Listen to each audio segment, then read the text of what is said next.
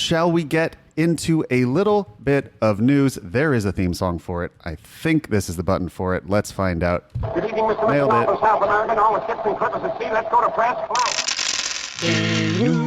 Lots of exciting news this week. Most exciting for me is that Alexander Pfister has a new game coming out called Maracaibo. Nobody knew anything about it other than that it was some sort of a island theme game, but the rules have been released, and I glanced at them, and I've talked to people who have read them as well, including a friend of the show, Ben M., who was at our game group the last few weeks. Yep. This looks like the most complicated game he's ever made. Well, the fact that he adds in legacy storytelling aspects into it already looks like a pretty heavy game. It's a challenge. I have to tell you, read the rules last night, and it scared me a little bit. Yeah. And part of it is because pirate theme is... So Alexander Pfister, of course, the designer of Great Western Trail, and Blackout Hong Kong. He's probably one of my top 5 favorite designers of all time. High bar. Yeah. Amazing. I mean, every time I play Great Western Trail, I fall a little bit harder for it. Yeah, and Mombasa I think is amazing. I mean, he creates games that you feel you've never played before. That's right. But I love pirate theme. I love it, and Sure. and there's never been a great pirate theme game. I That's true. bought Plunder, hoping that it was a very interesting card based game. Didn't quite What's do it. there's sort of Merchants and Marauders. that's the one I was Merchants thinking and Marauders, so close, What but about not quite. Seafall? I mean, that's a persistent legacy Seafall style. I feel like is more like Age of Sail as a theme and less pirates. Okay. Yeah, and also I didn't really like that either. Sure. So never quite hit that, and so I'm just like, my fingers are crossed, and I'm like, come on. So this is an Essen release, and also Capstone's doing a nice thing where they're also going to be pretty much sending out the game to people worldwide at the same time it's released at Essen. So if you pre-order it now, I feel like I have to pre-order it, but I also feel like I have a baby coming, and I will not play this for a while. But it's hard. I don't know. It's hard. It's a hard call. Tell you what, while you're on your leave, I will do my best to get the games that we need to get. Still not see my FOMO still going. You might need to get it too, Matt. Because what if it sells out and now Tom is the only copy? Okay, so you're just going to tell me when you get the games, because you'll get the games. Yeah. And while you're watching the baby, you'll be bagging them and you'll be putting them in lovely little Not the baby, little cartons. the game. Hopefully the game. And then you just give the game to me, and we will have it all play tested, and we'll be all ready for you Sounds when you come great. back. I am. I'm supplying you with drugs, and you are going to shoot them right into your eyes. We've come full Pusher circle. man button. I'm I gonna used to be your pusher, and now you're mine. I'm going to say 2 words to you guys, and you're going to tell me how you feel about it. The first word I'm going to say is role-playing game. Yes. Yeah. We were the ones that hosted the role-playing game episode. of Heck the yeah. podcast. The second word I'm going to say to you is root. Woo! What do you guys feel about a pen and paper root tabletop role-playing game? I think that's going to be better than the game.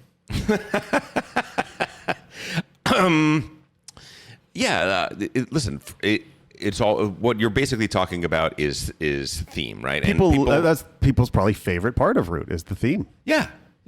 I think it's very interesting. I think it's a great idea. I love the idea of these factions of these cute little woodland creatures that are actually assassins and spies and like sociopathic government leaders and pretty intense little political aspects to them as well. I mean, if I could jump in too, I want to see more crossover of games with evocative themes and fleshed out universes getting the chance to really explore. Well, that space. I didn't make this concept up. It's on Kickstarter right now. Root, the tabletop role-playing game, has about a month left by the time you hear this. A tabletop role-playing game based on the award-winning Root, a game of Woodland Might and Right board game.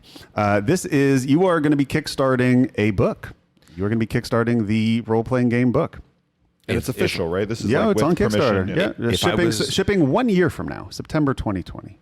If I was GMing it, I would go Watership Down with it. I would go really, really dark, hardcore. It would be the invasion of the fascists and everybody else, because it is one of those things that you can abstract what's going on right now. You can abstract some of our worst times in history because you have fluffy bunnies and you have birds and all that sort of stuff, and you can get into some deep stuff and you can get into some deep stuff with teenagers and other people that otherwise that material You might can go turn Animal them away. Farm, the whole Yep. thing. Very much so. Yeah. Well, if you love Root and role-playing games, definitely check that out. It is on Kickstarter right now. Another Kickstarter news, Everdell, which is a very popular worker placement game. It's sort of a light to medium weight game, but it is a beloved game currently in the last few years. Definitely a hotness game. Has its second and third expansions are right now live on Kickstarter.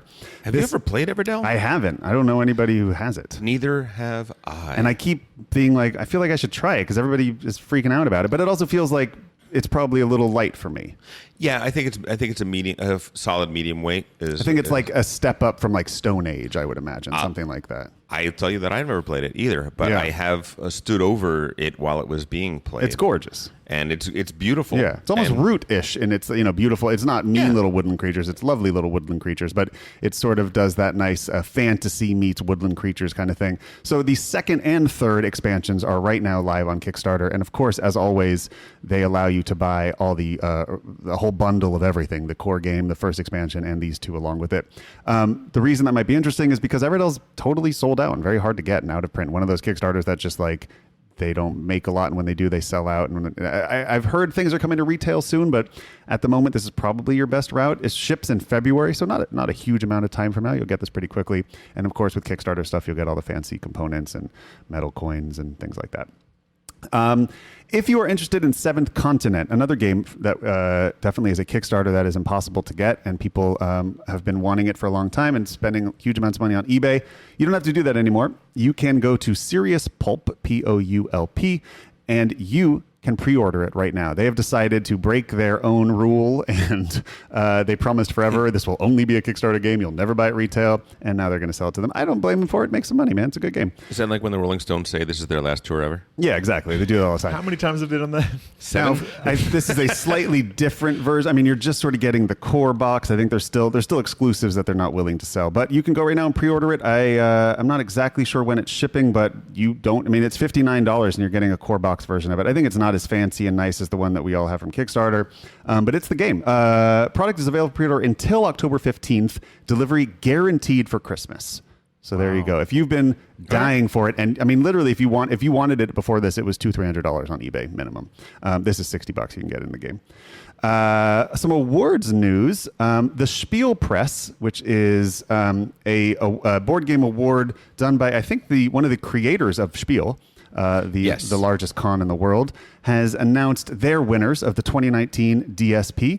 Matter of fact, I think when we went to Essen, that you were in attendance at the announcement. I was. I 100% Spiel was. Press I Awards. was there. I was at the Spiel Press. That was when you were there for an hour and they never spoke a word of English. Right. I went to a press conference with a press pass, sat down, and realized I was stuck in a room for an hour listening to a language I didn't understand.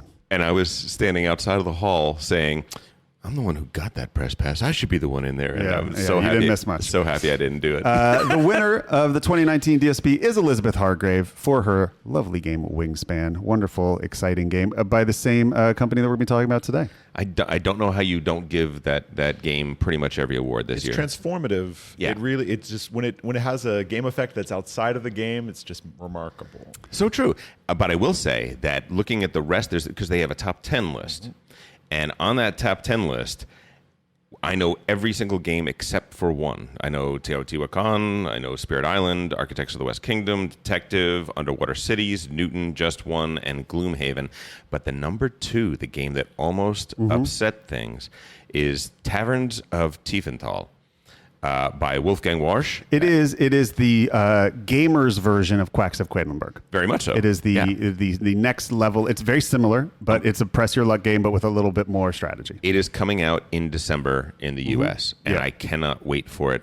So just to give you like a super quick idea of what it is, everybody is the manager of a tavern, and you have a player mat that is your tavern, but it's not a mat. What it is a jigsaw puzzle, because different parts of the tavern that you have, you can pull that jigsaw piece off, flip it over, put it back down, and you've just upgraded your tavern. The dog is kicked out of the place, and now it's a waitress. The little change purse becomes a full-on cash register, and so on and so forth. It has got card management. It's sort of a little bit like Great Western Trail. I see some dice in there too, though. And it has dice, and it's got a very interesting dice because the various people that are coming into your tavern require a different die to do their thing. So you're going to need to get 6s or 1s to get the beer into your establishment. You're going to need a 4 to get the right amount of beer or the right amount of food to the woodcutter, and then the woodcutter is going to pay you so much money. And Tom, I feel like this is a theme that you're excited about. I'm not really a big drinker anymore, but I gotta say that looking at it, it feels different. I've never played a game like this before. I've never played a game with a theme, and I love it when I can already picture so many different ways those mechanisms play out in a way that feels thematic and does not feel like a math puzzle, but feels real. I love it. Well, review incoming on that, I'm sure. The American Tabletop Award winner. You ask, what is that? What is the American Tabletop Award winner? Well, it is a brand new American board game award that launched this year and the same day as the award we were just talking about, the Riding TSP. the coattails. The American Tabletop Awards, ATTA, a new annual award founded by a committee of 10. I will not list all of them, but they are, I'm sure, people of renown in the board gaming community. The winners for the 2019, the inaugural ATTA, are for early gamers, young gamers, a game called Catch the Moon, casual gamer, The Quacks of Quedlinburg, which we just spoke about, strategy gamer, Chronicles of Crime, and complex game of the year, Root. I have thoughts about this. Go ahead. When we were putting together our lists for the top 5 underrated games and the top 5 overrated games, 2 of my potential top 5 overrated games happen to be in this list. Okay, I think I know exactly which ones those are. But I do agree very much that for casual games, I think Quacks of Quedlinburg is a great choice. I think it's a game you could teach anybody. It so nails the casual game space and does some interesting things in it. So I think that's great. But if you are confused about Concordia, which I am, and which anybody is who loves Concordia, because it got weird in the last year or two, they released a new core game called Concordia Venus. They also have the original core game called Concordia. Then they have a box called Concordia Venus Expansion, which is an expansion for people who already owned Concordia. But if you bought just the Concordia Venus core box, you got a map that the people who owned the base game and bought the expansion don't get. And if you owned the base game and bought the expansion and not the Venus box set, you got a map that they didn't get. And the whole thing was very confusing. And it was like, well, I have to double dip on a whole core set just to get the thing, or I have to buy 3 versions of it to get all the maps. They realized this was ridiculous. It was. The maps are now going to be available next year. Concordia, Balearica, and Cyprus. You will be buying a map you already own because you're going to only get the other one. But there is a way now to get a Concordia map. If you don't know Concordia, it is a wonderful medium weight game. One of my favorite medium weight games of all time. And every map you get for it is a lovely expansion for the game that makes the game more exciting and interesting to play. So fear not, that is coming out soon. Barrage, a game that we gave an embarrassingly glowing review to last week, effusive, if you will, has announced. So we discussed briefly some of the component issues, the controversies dealing with the Barrage construction wheels and water drops.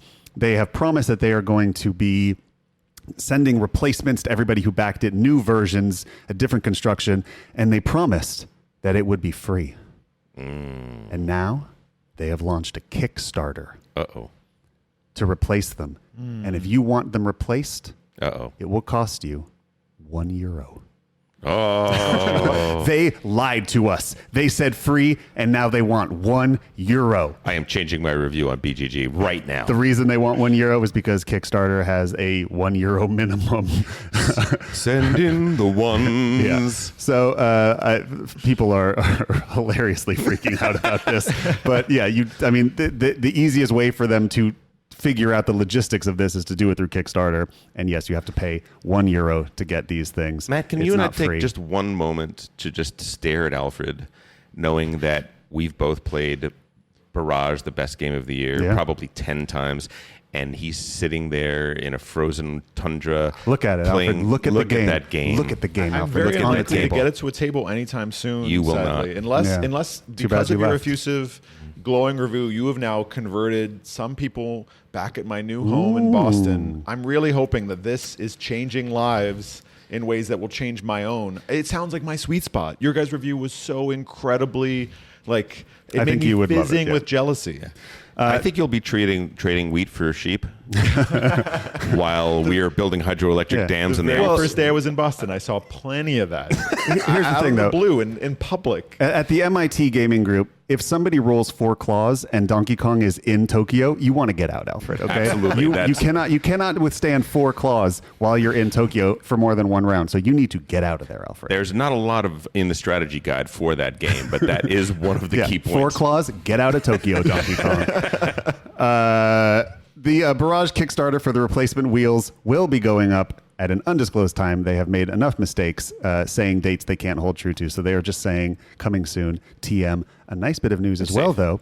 They are going to be offering a 5th player expansion as well, with a new 5th player and some new powers, and I guess some way to make that work on the board. You know, here at Game Brain, we are super fans of the 5-player expansion. Every game that we have that plays 5 players just I hope hits they such a niche. take their time with it, though, because I want it balanced, and I'm having a hard time seeing how, without having a new board, that's going to get real tight with a 5th player. Real tight. Yeah, and it That's is. the point, though. It Maybe is. make a little more of a knife fight. It's already a very intense knife fight. Like I will say that the beginning of the game, the first couple rounds of the game, feel so punitively tight, and you do not have enough of anything to be able to do anything. And looking at the many spaces on the board that you can go to, almost none of them appear to give you more than one extra But thing. maybe we're going to have a Paul situation where you have a faction that plays a different game. That happens sometimes. Maybe. Well, That's the- interesting. The best expansion of all time. Yeah, Tribune. Tribune. They went Tribune style, and you're the water now. You're the god of water, and you decide if it's going to be a rainstorm or a drought this year.